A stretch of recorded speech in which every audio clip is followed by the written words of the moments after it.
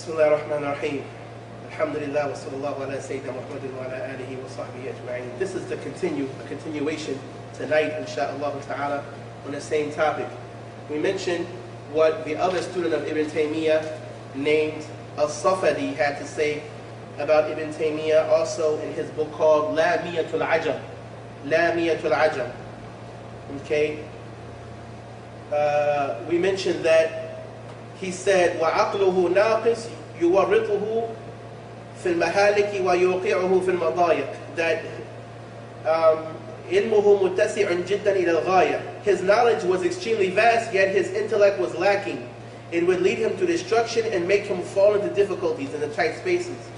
People are on the religion of their teachers, which is why there's a narration that says, إِنَّ هَذَا الْعِلْمَ دِينٌ فَانْظُرُوا عَمَّنْ تَأْخُذُونَ دِينَكُمْ. This knowledge is the religion. So be careful who you take your religion from. If we're taking our religion from men who they used to make rash decisions about things that used to put them in difficulties and hardships, we're going to do the same things. You see what's happening now with suicide bombing and all kinds of things going on. Muslims are putting themselves into, it's like they're not using their rationale, they're doing things based off of emotion and not using intellect, and putting themselves and the Muslim Ummah in the difficulties and hardships that we're not really ready, as we're not spiritually ready, we're not prepared to deal with the type of hardships that we're unleashing on ourselves by not using intellect. So if we follow Imams that they had this trait about themselves, it's very likely that we'll do the same thing to ourselves. That we'll also put ourselves into hardships and difficulties and such like this. Another Imam, an Imam from India, Shaykh al-Imam al-Allama Muhammad Abdul Hayy al-Laknawi, rahimahullah ta'ala, mentioned in his refutation, ذكر في رده على السيد حسن صديق قنوجي, in his refutation of another Indian scholar, or let's say another Indian teacher from the Salafis named Sayyid Hassan Siddiq al-Qannuji. And this individual was very avid at writing. He made an explanation of a few books of the Hadith.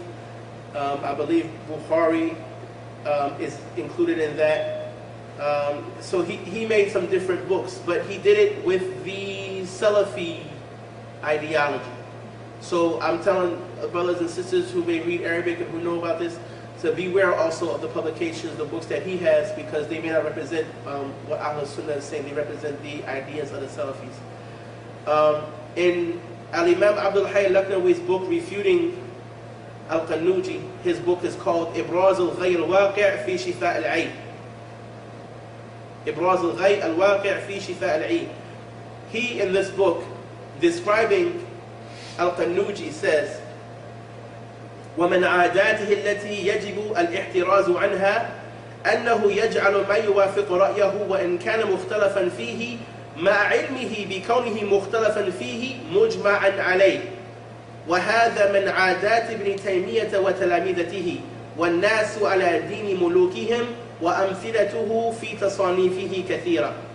And he said, and from al-Qannuji's customs, from his practices that a person needs to be aware of and safeguard himself from, is that he would make whatever agrees with his own personal opinions, even if it's an issue of debate and dispute among the scholars, despite him knowing, despite his knowledge of the fact that it's an issue of dispute, he would make it an issue of consensus when he relates it. And this is from the practices of Ibn Taymiyyah and his students. And people are on the religion of their kings, basically their leaders. And there are many examples of this in his writings. So he's saying that al-Qannuji, what he would do, even though something is an issue of ikhtilaf, he would make it as if this is an issue of ijma', an issue of consensus. Even though he knows it's not an issue of consensus, he would make it that to strengthen his own opinion, to make his own opinion seem more valid and acceptable. And he said that Ibn Taymiyyah and his students are known for doing this. This is from their practices. Why they put stuff like this in their books? To warn the people, so people can beware. To beware of such things like this. Kanuji, what year did he? What year did he? That's a good question. I could look it up for you. I know he was recent. He wasn't that long ago, but I don't know exactly. I can't say for certain like when he died. But he was recently from us, like around our time. Was he the one that wrote that book, the Line Following the Knuckleheads, something like this? I think that was Khajnadi or something like that. Wallahu a'lam. Al-Imam al-Allama Waliyuddin al-Iraqi, known as Abu Zur'a Ahmad, the son of the great Hafiz, the well-known Shaykh Abul Fadl Abdurrahim al-Iraqi. This Shaykh was a great scholar, a great Shafi'i scholar, who was originally Kurdish. He was one of the Kurds that he was born, grew up, and died in Cairo, Egypt. He says in a book of his called Al-Ajwibatul Maradiyya an al-As'ilatul Makkiyya, which means the pleasing answers for the questions asked from Mecca. On page 91 of this book, he was asked about, one of the things he was asked about was Ibn Taymiyyah. Okay, and his answer was, وَأَمَّا الشَّيْخ تَقِيُّ الدِّينِ Ibn Taymiyyah فَهُوَ إِمَامٌ وَاسِعُ الْعِلْمِ كثير الفضائل والمحاسن زاهد في الدنيا راغب في الآخرة على طريقة السلف الصالح. He said, as for the Shaykh Taqiyuddin Ibn Taymiyyah, he is an imam of vast knowledge. Like Ibn Taymiyyah's student Al-Safadi said, علمه متسع جدا إلى الغاية. His knowledge is very vast, to the extent of vastness. So this same word is being used. Muttasi' and wasi' come from the same root word. So he said, Imam wasi'ul ilm. No one denies this. Wasi'ul ilm, we said, having vast knowledge. One of the first, out of the three people that's going to go to the first three to go to hell, was a scholar who had a lot of knowledge.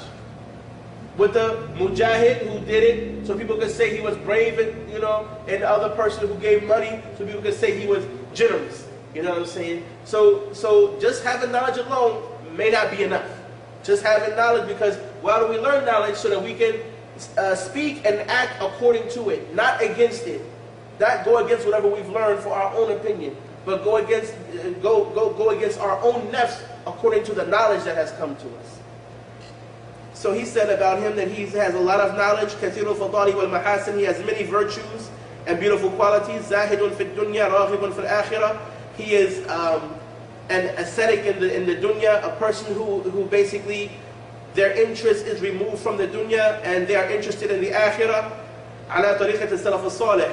And in this way, he is like the Salaf al-Salih, meaning that just how the Salaf used to be, interested in the hereafter, detached from the world, not interested in the world, had beautiful qualities, much knowledge. This is like the Salaf al-Salih. Then he mentions the criticism. So he praises him, he mentions the criticism. Okay, he says, لكنه كما قيل فيه علمه أكثر من عقله. But he is, like has been said about him, his knowledge is more than his intellect. His knowledge exceeds his intellect. He said, فأداه اجتهاده إلى خرق الإجماع في مسائل كثيرة قيل إنها تبلغ 60 مسألة فأخذته الألسنة بسبب ذلك. However, he is, as has been said about him, his knowledge exceeds his intellect. Therefore, his personal reasoning led him to break the consensus in many issues. It's been said that it amounts to 60 issues. Due to this, people criticized him and he caught much blame. And it was due to this that he was put to trial and died in prison. فأخذته الألسنة بسبب ذلك وتطرق إليه اللوم وامتحن بهذا السبب ومات مسجونا بسبب ذلك. He died in prison because of that. So all of this he ascribed to that. The fact that he went against the ijma', the consensus, in some 60 or so issues. This is why It's not because of jealousy, not because of envy, like I used to hear when I was younger, that they were just envious of Ibn Taymiyyah. He used to always be right, but everybody used to be envious of him. That's why he caught all his flack and got in prison. Nothing to do with that. He went against the ijma'. He said things nobody else said before him, so the scholars had some problem with that. Obviously, and they should. And he said after this, وَالْمُنْتَصِرُ لَهُ يَجْعَلُهُ كَغَيْرِهِ مِنَ الْأَئِمَّةِ في أنه لا تضره المخالفة في مسائل الفروع إذا كان ذلك عن اجتهاد، ولكن المخالف له يقول ليست مسائله كلها في الفروع بل كثير منها في الأصول، وما كان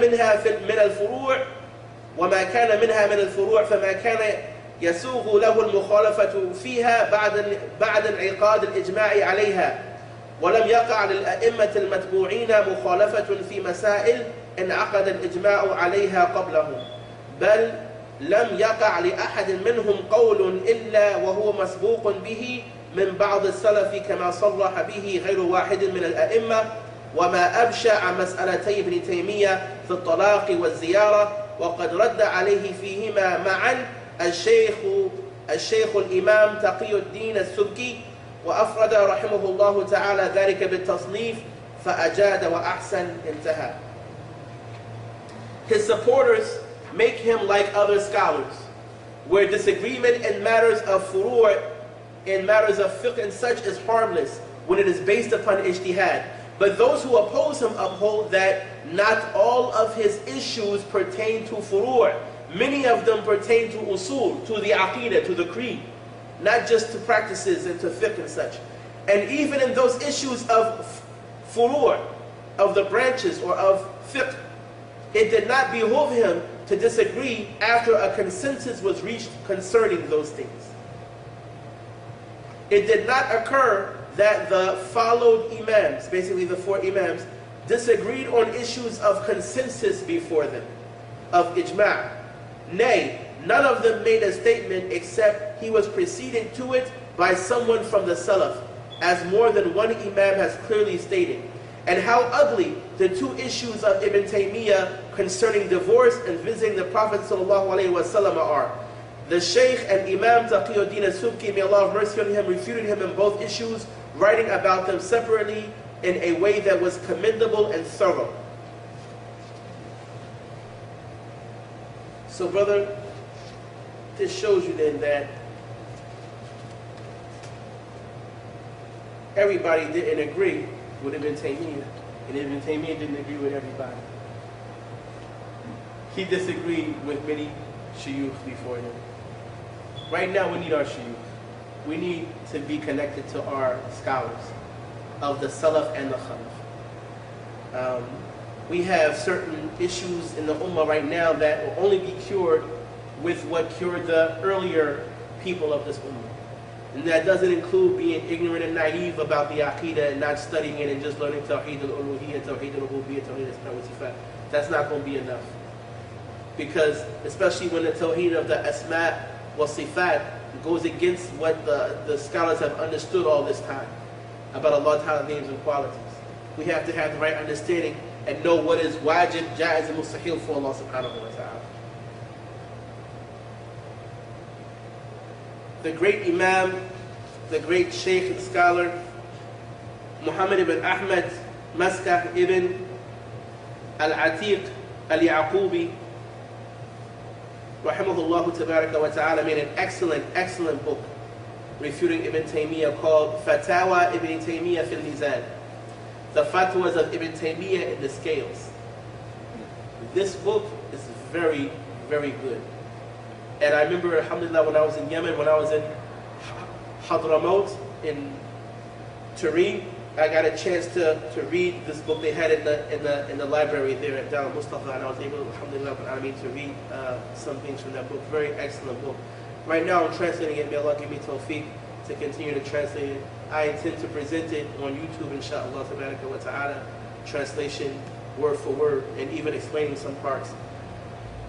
So, an excerpt from that book is what the Shaykh said about, he was saying about Ibn Taymiyyah, فرأيت أن أنظر في فتاويه وفي غيرها من مؤلفاته مما وقع تحت يدي فوجدتها موسوعة بدع لم تكد تدع بدعة إلا أتت بها ونصرتها وقد كنت أظن أن بدع ابن تيمية منحصرة في قوله بالجهة في جانب الله تعالى وما إلى ذلك من التشبيه مع أن البعض كان ينفيها عنه وفي قوله بأن التوسل بالنبي صلى الله عليه وسلم شرك أو وسيلة إلى الشرك. He said, so I saw it befitting to examine his fatwas, the fatwas of Ibn Taymiyyah, the religious rulings of Ibn Taymiyyah, and his other writings. His Majmu' al-Fatawa is huge, many volumes. He said, I saw it befitting to examine this book and his other writings that I could get my hands on. Anything written by Ibn Taymiyyah I can get my hands on. At last, I found them to be an encyclopedia of innovations. Mawsu'at bid'ah. That's a hard word coming from a scholar. The Shaykh is saying, I found his writings to be a mawsu'at bid'ah, an encyclopedia of innovations. He hardly left any innovation except he presented it in his writings and supported it. Previously, I used to think that the innovations of Ibn Taymiyyah were limited to his affirmation of Allah being in a direction and other such anthropomorphisms, although some would deny this about him. And in him saying that making tawassul to the Prophet ﷺ is shirk or is a means to committing shirk. And asking Allah in your dua for the virtue of the Prophet ﷺ. وبحرمة السفر لزيارته صلى الله تعالى عليه وسلم ولكني رأيت أنه يصرح بهذه الأشياء المتهم بها بلا مواربة ولا التواء ثم يزيد عليها أمورا كثيرة لم تكن تقع لي في حسبان. But I discovered that he said, and that traveling to visit him ﷺ also is haram. He said this was also one of the things that I thought that his opinions were limited to, that were wrong. Visiting the Prophet ﷺ being unlawful. That traveling to visit him ﷺ is haram. But I discovered that he makes these statements, he is accused of explicitly, in no equivocal terms and without any ambiguity. He says these things straight up explicitly in his books. And that he states many other things in addition to this that exceeded my expectations. فهو يقول بقدم العالم ويقول بحدوث القرآن ويجيز أن يقال إنه مخلوق ويصرح بقيام الحوادث بالله تعالى ويصفه بها أيضا ويقول بفعل أسباب بطبعها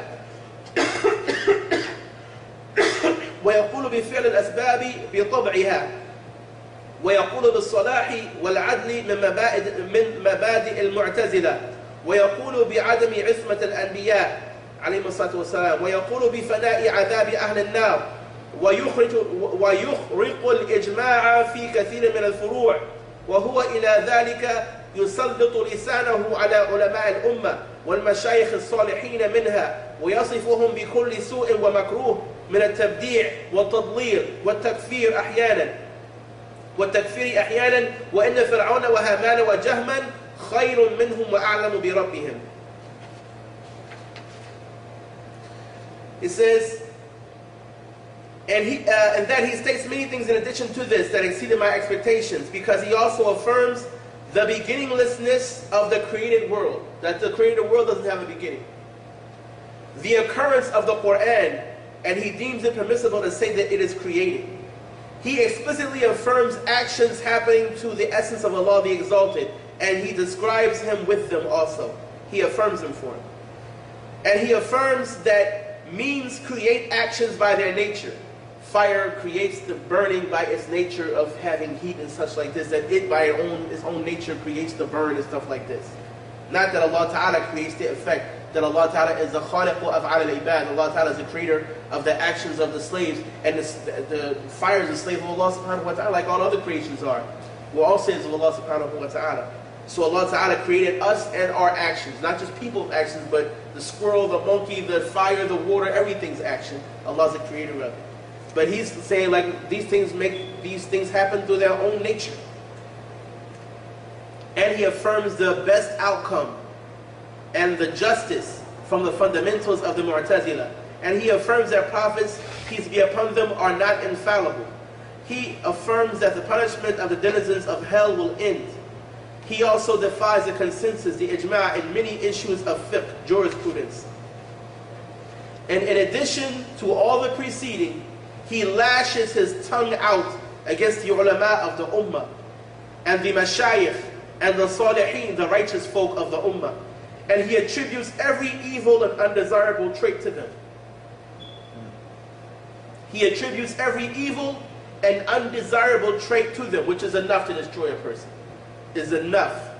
As I was saying in the previous class, that all that fighting in the sister section at Germantown and all kind of imams getting strangled and all this kind of stuff, this stuff is a direct result of talking bad about the Ash'aris and Maturidi scholars. You're talking about all the shuyukh of tafsir, all the shuyukh who explain Bukhari and Muslim, all the shuyukh of fiqh and all that. How dare you speak ill of these shuyukh?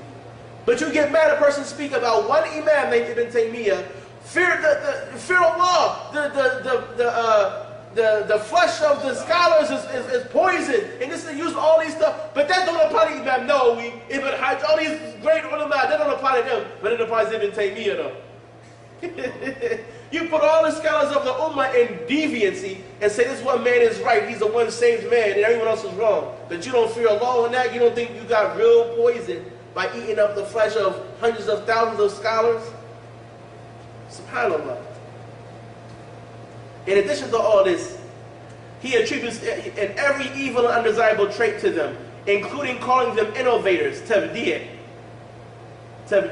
calling them deviants, tadlil, saying that they're dhalin, and sometimes calling them disbelievers, takfir, and saying that Fir'aun, Haman, and Jahm are better than them and more knowledgeable about their Lord. هذا إلى لسان ذلق وحفظ واسع وأسلوب جذاب وتظاهر باتباع السنة وادعاء الإجماع في كل شيء وتزين بإيراد القرآن والحديث مورد وغير مورد بما يحير الحليم ويشبه على العالم ويستهوي العام. All of this with an eloquent tongue, a vast memory, an attractive style, an outward exhibition of following the Quran and Sunnah, and while professing consensus about everything, and decorating his words by quoting the Quran and Hadith, in context and out of context, in such a way that would confuse the most discerning person, deceive the scholar, and charm and seduce the layman.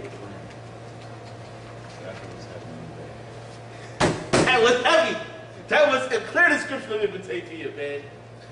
Now, the question I want to ask is, Allah Akbar. as far as the consensus, being that he basically, talked down on the scholars, then who agreed with him?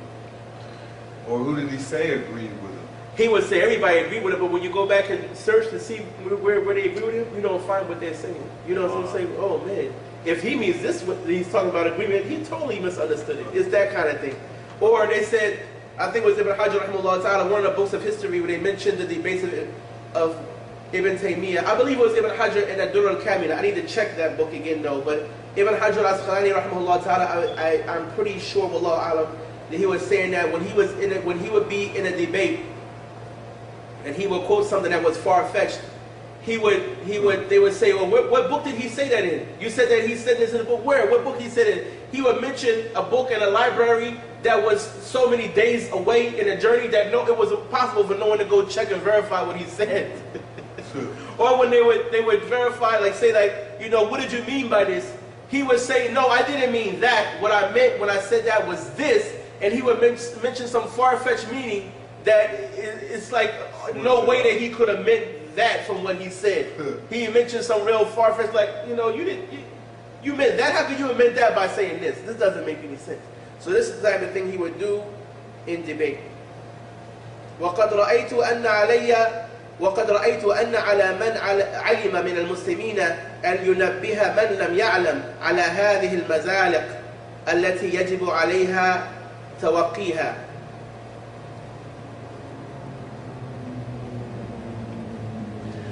He says that وقد رأيت أن على من علم من المسلمين أن ينبه من لم يعلم على هذه المزالق التي يجب عليها توقيها، وتحرجت من إثارة الجدل في هذه المواضيع التي ليس المسلمون في حاجة إلى إثارتها، وأحجمت مدة واستشرت وقدمت رجلا وأخرت أخرى، ثم أزال إحجامي وتلجلجي ما رأيت من شدة إعجاب مبتدعة هذا العصر بابن تيمية وجعلهم له إماما في كل المجالات، واقتصارهم على ذكره والإشادة به وتطاولهم به على سائر علماء الملة الإسلامية، حتى أن أحدهم ليقول في الحديث عن محنة ابن تيمية: ودارت المعركة بين شيخ الإسلام ومعه ربه، وبين حزب الشيطان ومعه الجماهير ورجال الدولة، يعني بحزب الشيطان علماء الأمة الإسلامية. ويقول آخر: إنه يرى أن تكون الفتاوى، يعني مجموع الفتاوى، هي وحدها مرجع العلماء الآن، إلى غير ذلك. The Shaykh goes on to say, and I have come to see it as a duty upon any Muslim who comes to know of these slips and errors of Ibn Taymiyyah that must be avoided, to bring them to the attention of whoever does not know. This is why I make these videos. This thing that the Shaykh said just now, I'm of the same opinion. That it is a duty of whoever knows to tell whoever does not know and make them aware. If y'all didn't make all these books, put all these CDs out, put all these tapes, make all this propaganda, we would not have to do this today. We could be talking about the virtues of Ramadan and how beautiful brotherhood in Islam is and all these beautiful topics and flowery stuff. But because your books are everywhere, CDs is everywhere, all this stuff is all over the place, there becomes a need now to bring this stuff to the attention of the Muslims who may be fooled by this stuff. And I have come to see it as a duty upon any Muslim who comes to know of these slips and errors that must be avoided, to bring them to the attention of whoever does not know. And I restrain myself from exciting debate in these issues that the Muslims have no need to excite. And I refrained for a while. I consulted others, and I put one foot forward and one foot back.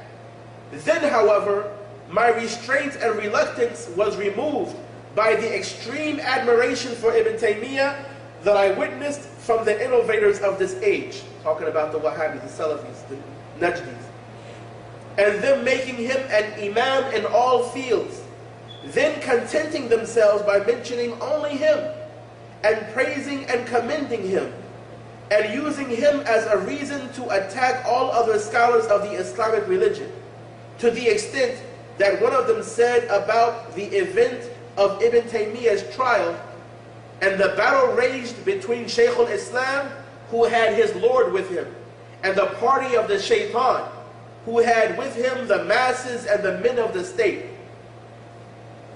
And what he means by the party of the Shaitan is the ulama of the Muslim Ummah, the Ahlul Sunnah scholars, the party of the Shaitan.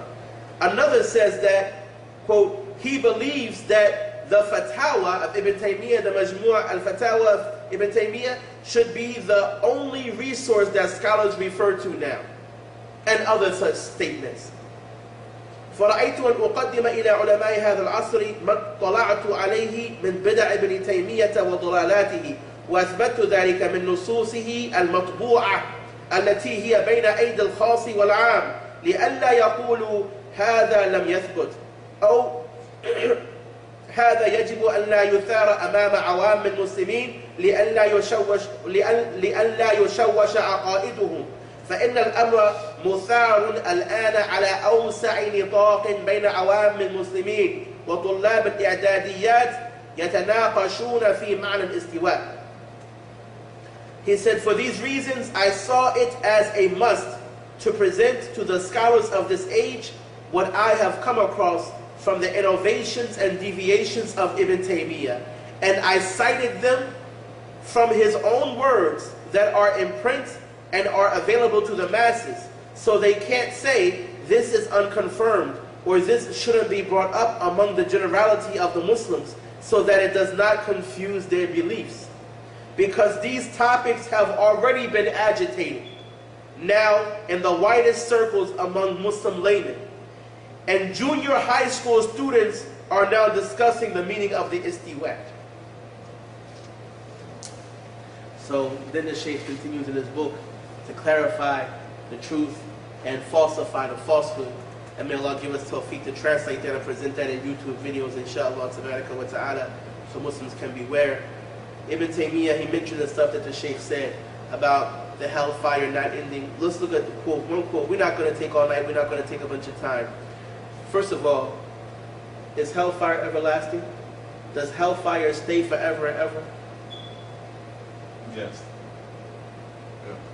Hellfire stays forever. I never heard a Muslim say differently. I never heard a Christian or Jew say differently. Okay, this is something, if there's ijma or something among all the three Abrahamic religions, this would be an issue of ijma. This would be a consensus. Never heard no one say different. What did Ibn Taymiyyah say in his book called Al-Raddu ala man qala bi fana'i al-jannati wal-nar? He says, وَحِينَئِذٍ فَيُحْتَجُّ عَلَى فَنَائِهَا بِالْكِتَابِ وَالسُّنَّةِ وَأَقْوَالِ الصَّحَابَةِ مع أن القائلين ببقائها ليس معهم كتاب ولا سنة ولا أقوال الصحابة. After bringing what he believed to be proofs from the Quran and Sunnah about the hellfire ending, he said, and after all of this, the ending of the hellfire can be supported by the Quran and by the Sunnah and the statements of the Sahaba radiallahu anhum. Whereas those who affirm the hellfire remaining forever do not have any book or Quran to support them, nor any Sunnah, nor any statements of the Sahaba radiallahu anhum. As-Sandalaani, who's considered to be a Salafi scholar, Al-Imam As-Sandalaani said in his book called Raf' al-Astar, which brings the adillah of basically the ones who say that the hellfire would end, he brings the proofs against that. In this book called Raf' al-Astar, on page 110 and 111, after he mentioned it, this is toward the end of the book when he mentioned the proofs that the hellfire definitely will stay forever and it will not end.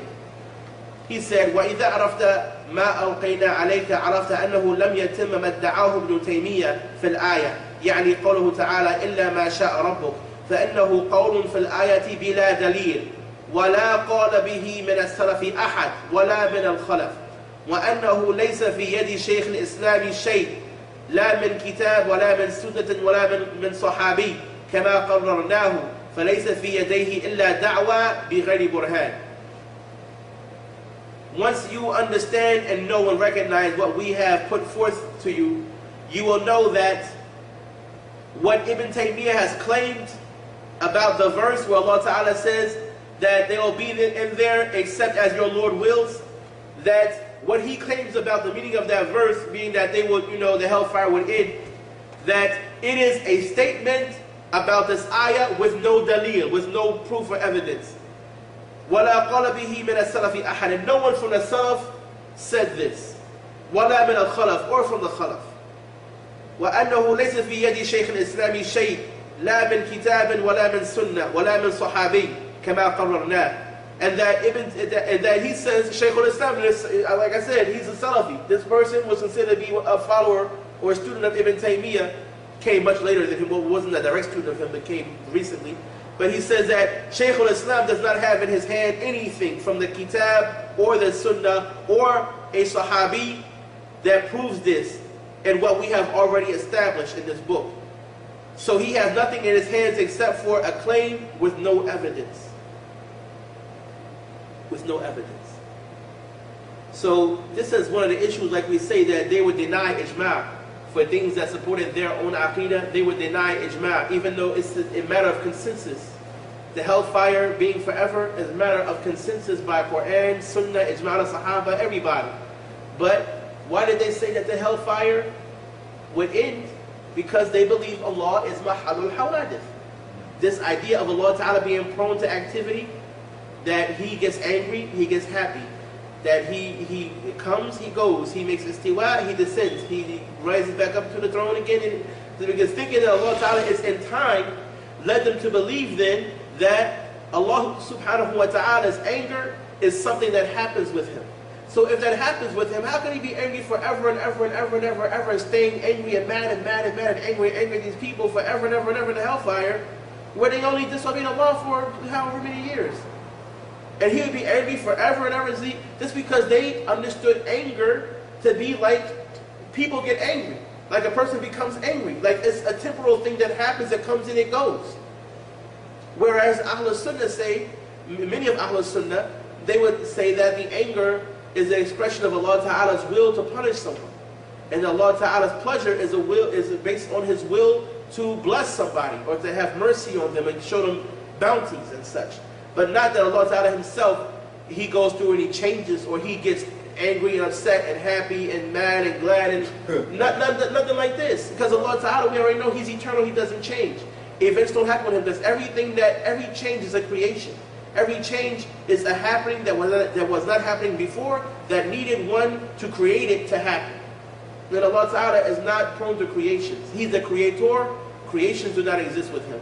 In the same way, Ibn Taymiyyah also mentioned about the universe not having a beginning. The reason why he said this also is because he believed Allah Subhanahu wa Ta'ala being a creator. How could He eternally be the creator and He wasn't creating? The one who's a creator, who's actually creating, is more perfect than a creator who can create but is not creating anything. This is what he believed. So he thought that Allah had to always be creating things in the past, because it would be imperfect of Him to exist and be a creator, yet not using his ability to create. So this is totally wrong, because we know that the universe, the creation of the creations, is jaiz. It's not wajib. He made something that's jaiz to be wajib. The existence of the universe is just jaiz. He made it wajib. Allah got to be creating because He's a creator. Right? So He made something that is only a possibility necessary. It has to be so. So this was, like we said, Ahlul Sunnah don't disagree about the wajibat for Allah, the mustahilat, the jaizat. The ones who disagree with us are the people of innovations. And we have to be aware of their ideas, because on the internet, they are there promoting these wrong ideas, online, in books, in lectures, and people are getting caught up into that stuff, and they're repeating those things, and they don't understand that the same methodology that puts the majority of Ahlul Sunnah out of the circle of Ahlul Sunnah puts into the Ahlul Sunnah things that are not from them. Stuff straight from innovators, things that came straight from innovations. They're bringing that and misrepresenting Ahlul Sunnah with those things. And by doing that, they're making Allah Ta'ala's friends their enemies. They're making, like, the Salaf who did not say these things. Because look, Ibn Taymiyyah never makes a statement except he says the Salaf say this, the Ijma' is this. Whatever he says, he has to fortify it through the Ijma', through the Salaf, through all of these things. So now, this Shaykh is saying, no one from the Salaf, وَلَا قَلَ بِهِ مِنَ السَّلَفِ أَحَدْ وَلَا مِنَ الْخَلَفِ. As-Sandalaani, his student, his follower, saying, no one from the Salaf or the Khalaf said this statement. Do you think the Salaf are going to let him go in the Day of Judgment? When he said that they said something that none of them said? I mean, I'd be offended if somebody put words in my mouth. I'd be upset. I'm just a dude here in the dunya, like, my words are not deed. Like, I say something, it's just the deed.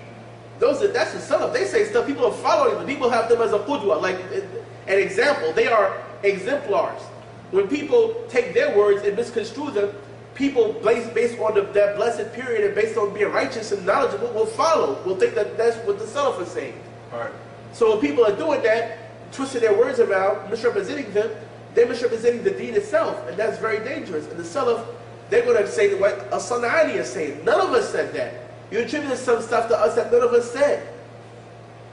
That's why when I read in some books that some people said they saw Ibn Taymiyyah after his death, and they said that, where are you? I'm in so-and-so heaven or whatever. This stuff to me is valueless. Because the Prophet ﷺ, what did he say? That the shaitan cannot take my image. He cannot take my form. He didn't say he can't take Ibn Taymiyyah's form or somebody else's form. He said the shaitan cannot take my form. I have yet to hear a dream where somebody said, I saw Rasulullah ﷺ with Ibn Taymiyyah. The same Ibn Taymiyyah that said it's haram to visit him, to travel to visit the Prophet's grave. The Prophet was sitting with him in a dream and was happy with Ibn Taymiyyah. And they were sitting together and they were in happiness. And the Prophet spoke highly of him, that alhamdulillah, in my ummah there is a scholar like this who tells people not to come and visit me, not to travel to visit me. I never heard no story about a dream like that. I never heard no story about a dream. No, I'm serious though. I never heard a story about a dream where Umar radiallahu anhu was in the dream with the Prophet and with Ibn Taymiyyah, and he said that yes, the statement he made about me saying that the hellfire went in, I really did say that, and that's really my aqidah. I never heard no stuff like that. He attributes this stuff to Umar alayhi radwanullah, and Umar didn't say this. Or he misunderstood what Umar said. So my thing is, yeah, a person may see Ibn Taymiyyah in a dream, and Ibn Taymiyyah, or the likeness of Ibn Taymiyyah may say whatever, just as a fitna or a test for that person. You know what I'm saying? But that doesn't necessarily mean that right is wrong and wrong is right because you saw this man in a dream. That's one of the cases we have to say, yeah, the religion is not based on just dreams. It's based on the evidences. And the evidences are against what Ibn Taymiyyah is saying. So like I said, I have yet to hear a dream where they said, I saw Rasulullah sallallahu alayhi wa sallam in my dream. Ibn Taymiyyah was there. I think it's unlikely because of the fatwas that he made, the stuff that he said about Fatima radiallahu anha, that she has qualities of the munafiqeen, qualities of the hypocrites. One of his statements that he made when he was saying about how she didn't come to Abu Bakr radiallahu anhu after he didn't give her money for the Baytul Mal. And this is like what the hypocrites would do when they would get upset from not getting money, how much money they thought they should get. They would be upset from, not getting enough money and such like this. And she was upset. Abu Bakr radiallahu anhu didn't come back to him until she finally died, after not coming back to him ever again and being angry with him and such like this. And this is like how the hypocrites would react to something. He had some kind of thing like this. Akhi, this is the daughter of Rasulullah sallallahu alaihi wasallam. We don't say nothing but good about her. The Prophet says that she's a part of me, she's a piece of me. What hurts her hurts me. Whatever offends her offends me. So I mean, like, we can't talk about Fatima radiallahu anha, we can't talk about Ali radiallahu anha. We can't talk about the prophets of Allah. We can't say about it unlawful to travel to the Prophet's grave or such like this.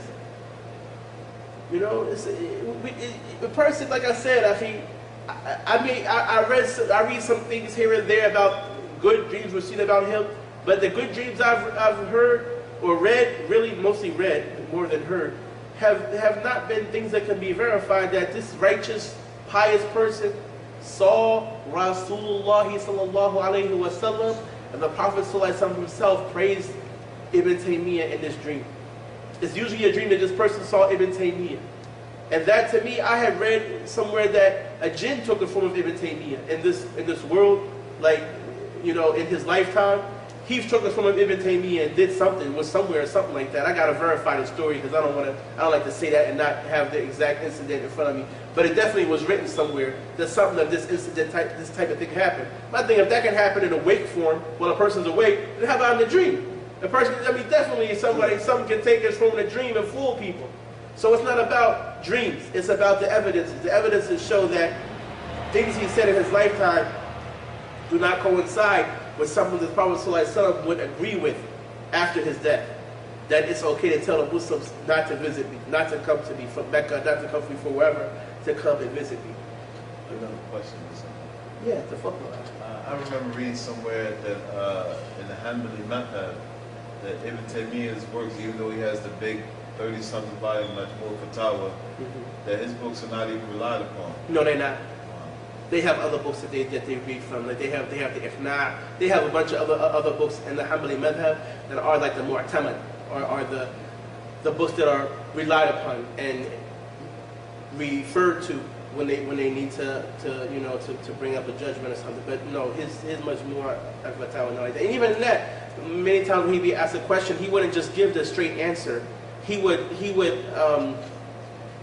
talk. He would expound for so long that a person will almost become confused by the amount of information that he gave. To the end of like, the actual judgment was what? Like, what's the final decision about? Like, and not like when you read other books of fiqh, when a person gives a fatwa, the question is asked, the answer is given. Period. Question is asked, the answer is like about as long as the question. The question was this long, the answer was just as short. Bam, bam, it's done. But when Ibn Taymiyyah, many times he be asked a question, he give almost like a khutbah, like a whole joint just on that question, with like pages and pages of, you know, the answer. Quoting from this person or that person, then a person get confused, like, okay, can you tell me what's the final judgment on that? And that's why, I mean, it's difficult to extract. A person would have to go into his majmu' al-fatawa and extract the judgments and just make it like the masail of Ibn Taymiyyah and just give the answers or what they understand the answer to be. Because like I said, many times he would be very long-winded. But yeah, as far as I know, also it's the same thing. When they teach the Hanbali madhab, they don't use the majmu' al-fatawa like on a level of study like after you learn this and you study the majmu' al-fatawa and this is, once you learn this you're a true Hanbali. No. May Allah give us understanding, forgive us for our sins. Subhanallah bihamdihi, subhanakallah wa bihamdika, ashhadu an la ilaha illa ant, astaghfiruka wa atubu ilayk.